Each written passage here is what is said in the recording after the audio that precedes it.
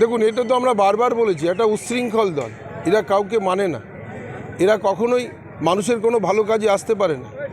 নিজের পরিবারে নিজের স্ত্রীকে জীবনে মেরে ফেলবার চক্রান্ত করছিলেন, বেধড়ক মার মেরেছেন, সেন্সলেস হয়েছেন, অজ্ঞান হয়ে যাওয়ার পরে মানুষ তুলে তাকে চিকিৎসা করিয়েছেন, এবার কেস করেছে। এটা ওদের অভ্যন্তরীণ ব্যাপার।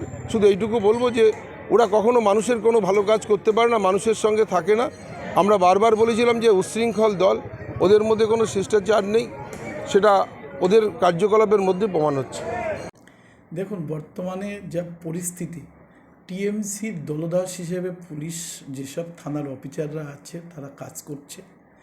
যে জয় হালদার আমার মণ্ডল সভাপতি, যা তার নামে যে অভিযোগ হয়েছে সেটা মিথ্যা একটা অভিযোগ। তাকে দেখুন, একটা স্বামী স্ত্রী থাকলে তাদের ঠিকঠাক গ্যাঞ্জাম অশান্তি হয়, এমন কোনো ফ্যামিলি নেই যে তাদের অশান্তি হয় না।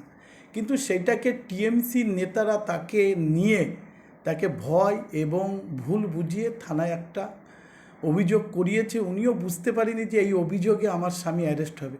আমরা গিয়েছিলাম সকালে তার ওয়াইফের কাছে, তিনি স্বীকার করেছে যে না, আমি বুঝতে পারিনি, এটা আমি ভুল করেছি, এর জন্যই উনি এই অভিযোগ তুলে নিচ্ছেন। তৃণমূল কংগ্রেস কটাক্ষ করছে, বলছে দেখুন, টিএমসিরা কটাক্ষ করবে, তাদের পায়ের তলায় মাটি সরে গিয়েছে। বর্তমানে এই দুটো বিধানসভা, বনগাঁ উত্তর ও দক্ষিণে, আমি বলেছি সবার কাছে যে বিজেপি অকবার পেয়ে গেল।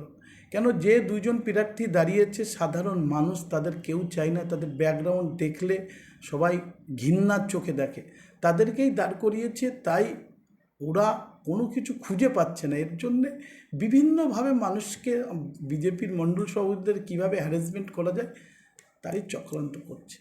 আপনার নাম কি? আমার নাম বিকাশ ঘোষ, বনগাঁ সাংগঠনিক জেলার সভাপতি।